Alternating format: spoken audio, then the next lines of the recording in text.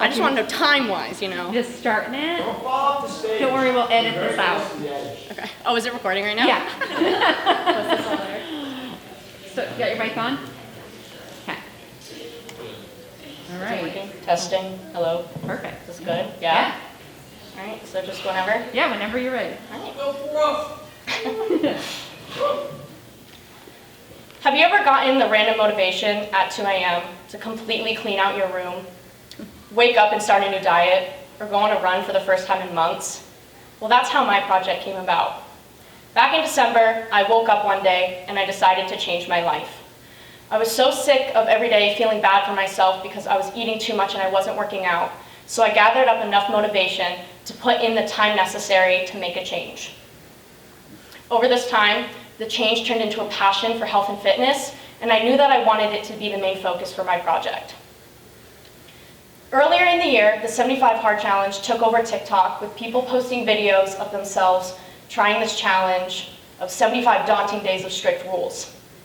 I loved watching people do these videos, but I never thought of actually tackling it myself.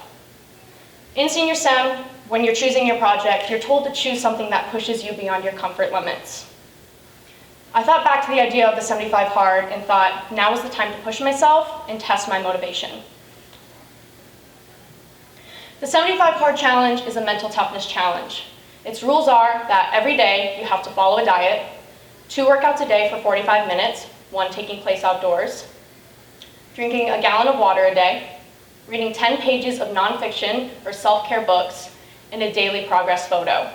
If you mess up, you have to go back to day 1.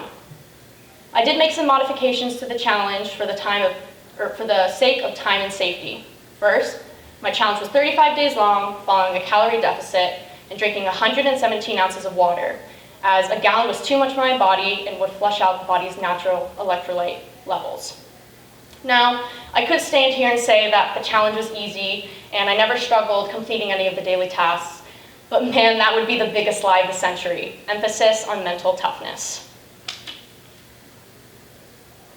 Throughout this challenge, I ate very clean, I tried new recipes, I went to the gym and found new ways to stay active, I was hydrated, and I was feeling better about myself every single day.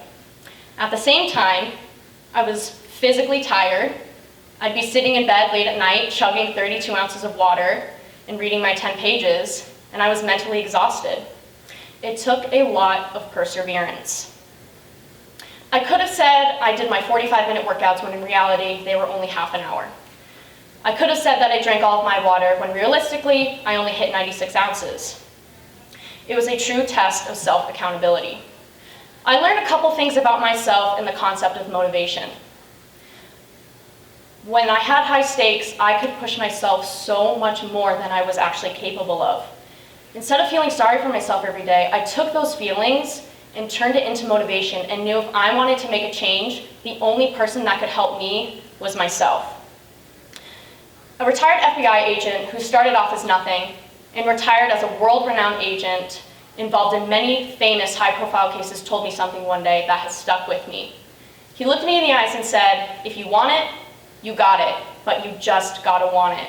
And I think this is a motto that people should adapt in their daily lives because it truly shows how simple the process of change can really be. Throughout my journey, family members, friends, colleagues would come up to me and say, wow, good for you, I could never, or I wish I had the motivation to do what you do. And the thing that I always told them is something that I learned from personal experience. You do have the motivation, you just have to push yourself and find it. Okay, so now you may be asking yourself, okay, great, how do I find this motivation? And my answer to that is it's different for everyone. For me, it was fantasizing the perfect image of myself and wanting it so bad, and also chasing that post-workout feeling.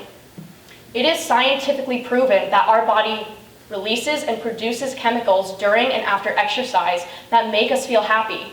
Endorphins, serotonin, dopamine. It may suck during the actual workout, but it always feels great after. Use that as a motivator. Another thing that helps me, especially when it comes to staying on track with my eating, is something I like to call the domino effect. Find the thing that starts your chain reaction to a healthy lifestyle. For me, it starts with working out.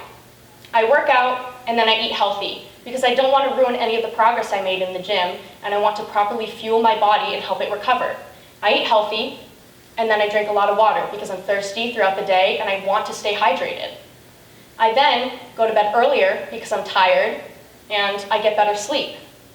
Find the motivator or action that can start your domino effect. There are other small goals that can help you as well. For motivation, find a workout buddy. Set goals for yourself. Try new healthy recipes that you enjoy. These things work for me, and I guarantee they can work for you guys too. Earlier in the summer, I sent out a survey asking people about their motivation and what's stopping them from working out. Exactly 100 people answered my survey, and the results only confirm the message that I'm trying to share. 69% of people were too busy with work. 58% of people were just too tired. People found that they lacked the motivation to work out, and the results also show that people will use any excuse to not work out. The most interesting part of my survey is when I asked what physical and mental effects would people feel if they actually did work out. The results confirm that people know the good consequences of working out. 83% of people said they'd feel happier.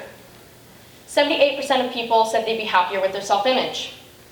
86% of people said they'd feel more confident. And 76% of people said they'd feel more productive.